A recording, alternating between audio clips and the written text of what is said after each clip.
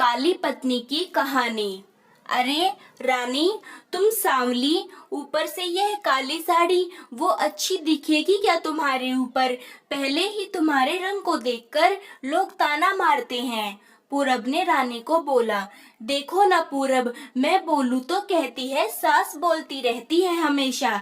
ऐसा लगता है जैसे कोई को काला टीका लगाया हो। सास ने पति और सास का बोलना सुनकर जरा उदास हो गई। वो काली नहीं थी, सांवली थी और रानी नाक नक्शे में भी अच्छी थी। पर पति और सास कलर को लेकर रानी को हमेशा ताना मारते थे। क्या करेगा वो भी? वह गोरा और रानी सांवली थी। लोगों का क्या, वो तो नाम रखने में पीएचडी होते हैं। ब्लैक और व्हाइट जोड़ी बोलते थे दोनों को। पूरब का मन वैसे साफ था।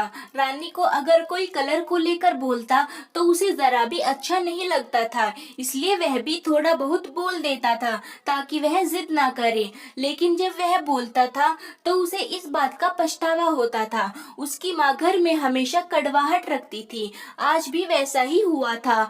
घर में उत्सव के माहौल में सुबह जब सास ने रानी से बात की तो वह थोड़ी घबराई हुई थी। उसका चेहरा भी शांत था। पूरब वास्तव में खुद पर शर्मिंदा था। अपराधी की तरह बैठने के बजाय वह काम के लिए बाहर गया। कई सारी महिलाएं काली साड़ी पहनकर सड़कों पर चल रही थी। सभी ही गोरी थी ऐसा नहीं था, लेकिन उन पर वह काली साड़ी अच्छी लग रही थी। पूरब काम की जगह पर गया। उसका बचपन का दोस्त विक्की और उसका पूरा परिवार साथ में था। जान पहचान हुई तभी पीठ के पीछे से विक्की की पत्नी आई। वह भी सांवली थी, काली साड़ी पहनी थी उसने। पीछे से एक आवाज आई, प्रतीक्षा दीदी, अच्छी दिख रही हो आप। आपकी साड़ी भी अच्छी है और आप भी। प्रतीक्षा के चेहरे पर खुशी आई। उससे ज्यादा खुश विक्की हो गया था। पूरब विक्की को कुतूहल से देख रहा था। विक्की ने वह देखा और जाना। वो पूरब के सवालों को हल करना चाहता था। विक्की ने पूरब से सीधा ही पूछ लिया, पूछो तुम्हारे मन में जो भी है, मैं तुम्हें उसका उत्तर देने के लिए तैयार हूँ। पूरब पहले हड़बड़ाया, फिर बोलने लगा, नहीं नहीं, ऐसा कुछ भी नहीं है। विक्की ने पूरब से कहा, तुम मुझे नहीं जानते कि मैं लोगों का मन कितने अच्छे से पढ़ सकता हूँ। तुम तो मेरे बचपन के मित्र हो। तुम्हारे मन की बात भला मुझसे कैसे छुपी रह सकती है?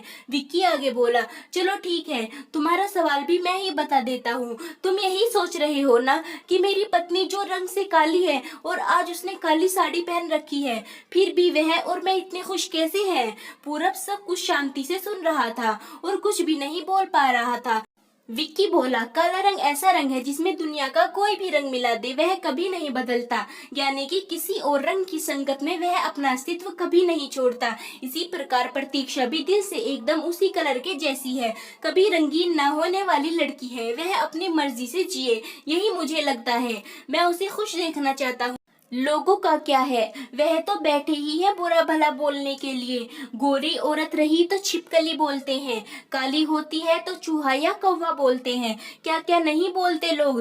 ताना मारने वाले मारते रहें, हमें हमेशा खुश रहना चाहिए।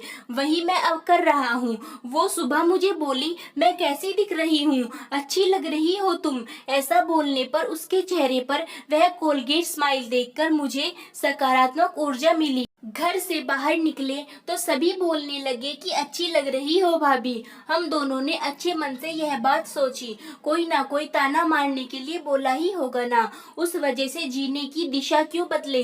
पूरब को उसके घर का सुबह का माहौल याद आया।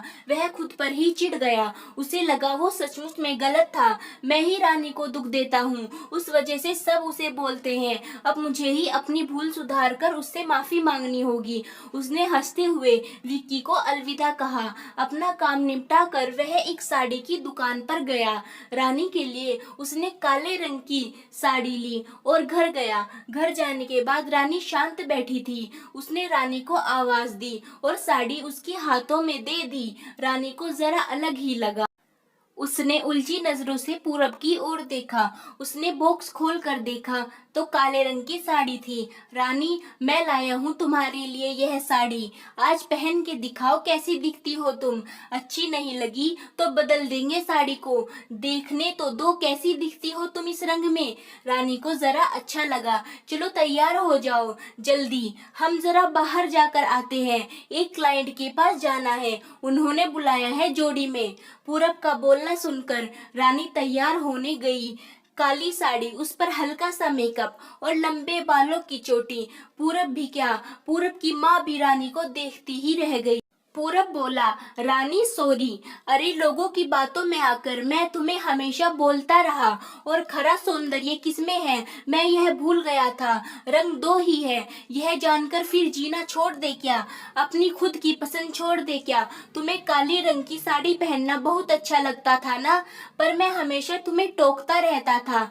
पर अब मुझे समझ में आया, किसी भी रंग में रंगते वक्त मन साफ हो तो खूबसूरती निखरती है। तुम चाहती हो वैसे ही जियो, मैं कभी भी तुम्हें नहीं बोलूंगा। और हाँ, सचमुच सुंदर दिखती हो तुम, तुम्हारे रंग पर अच्छा खिलता है यह काला रंग। रानी के चेहरे की लाली और भी ज्यादा बढ़ गई। यह बात सुनकर शर्माकर वह पूरब को बोली, क्या आप भी ना। पूरब ने रानी का मुस्कुराता हुआ चेहरा देखा और उसके बदले हुए विचारों से पूरब खुश हुआ। मन ही मन में पूरब ने विक्की को धन्यवाद किया, क्योंकि यह परिवर्तन विक्की के शब्दों द्वारा ही हुआ था। आशा करती हूँ कि यह कहानी आपको पसंद आई होगी। इस कहानी पर आपकी क्या राय है हमें कमेंट करके जरूर बताएं। कहानी पसंद आई है तो लाइक और शेयर करना बिल्कुल भी ना भूलें। चैनल पर नए हैं तो चैनल को सब्सक्राइब जरूर करें। कहानी सुनने के लिए आपका बहुत बहुत धन्यवाद।